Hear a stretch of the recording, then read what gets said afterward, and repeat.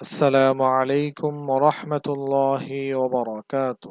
আজকে আমরা আসুন শুদ্ধভাবে কোরআন শিখি কারিকুলামের 15তম পাঠ তথা আল্লাহ শব্দের মাঝের লামের পূর্বে জবর জের পেশ থাকলে কিভাবে পড়তে হবে এ বিষয়ে আলোচনা ও অনুশীলন করব ইনশাআল্লাহু তাআলা।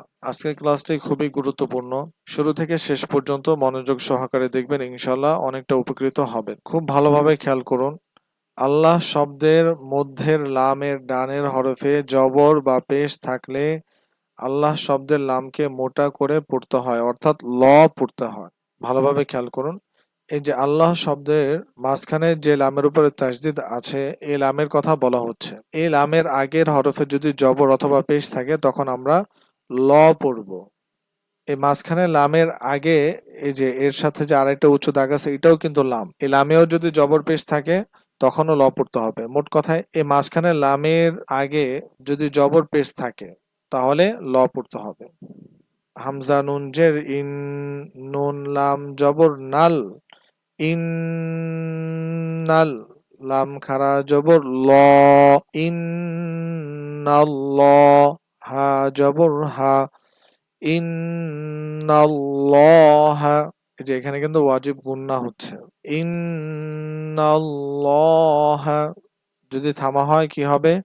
ইন্নাল্লাহ। হামজা লাম জবর আল্লাম খারা জবর ল, আল্লাহ। এখানেও এই যে মাঝখানে যে লাম আছে, এই লামের আগের হরফে জবর আছে। আল্লাহ, হা মিম পেশ হুম, আল্লাহুম, মিম জবর মা, আল্লাহুম্মা।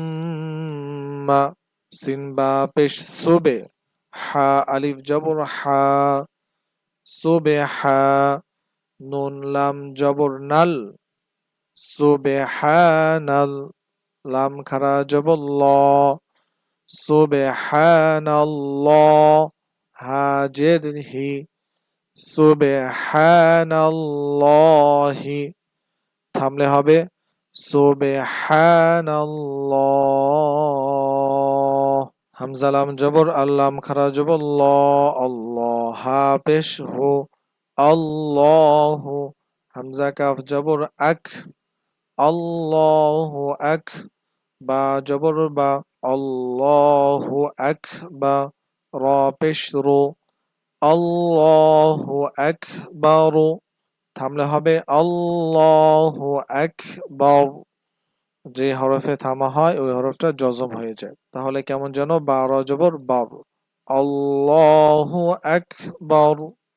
ইয়া জবর ইয়া, দাল লাম পেশ দুল, ইয়াদুল, লাম খারা জবর ল, ইয়াদুল্লাহ, হাজের হি, ইয়াদুল্লাহি। থামলে হবে ইয়াদুল্লাহ।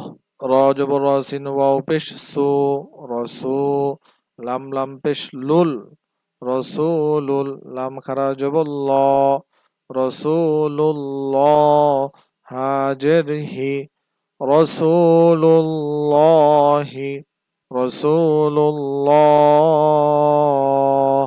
এখানে খেয়াল করুন, আল্লাহ শব্দের মাঝে লামের আগের হরফে পেশ আসছে। আবার এখানেও আল্লাহ শব্দের মাঝে লামের আগের হরফে পেশ আসছে, এই জন্য ল পড়ব। আবার এই যে এখানে জবর আসছে, এখানেও ল পড়ব। তাহলে আমরা বুঝতে পারলাম আল্লাহ শব্দের মধ্যে লামের ডানের হরফে জবর বা পেশ হলে আল্লাহ শব্দের লামকে মোটা করে পড়তে হয়, অর্থাৎ ল পড়তে হয়।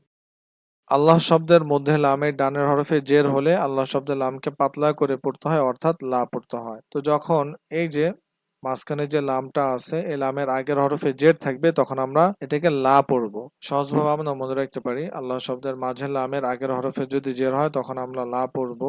আর এছাড়া যদি অন্য কিছু হয়, যেমন জবর পেশ হয়, তখন আমরা ল পড়বো।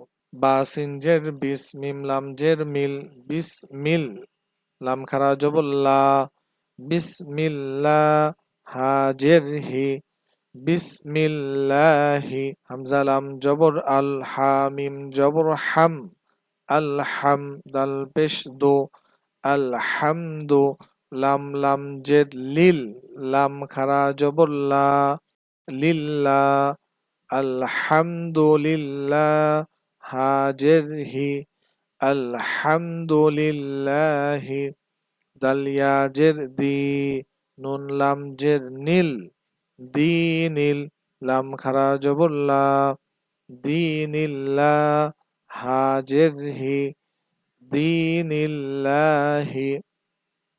এই ছিল আজকের ক্লাসটি। আল্লাহ তাআলা আপনাদের সকলকে সুস্থতার সহিত নেক হায়াত দান করুন, আমিন। আসসালামু আলাইকুম ওয়া রাহমাতুল্লাহি ওয়া বারাকাতুহু।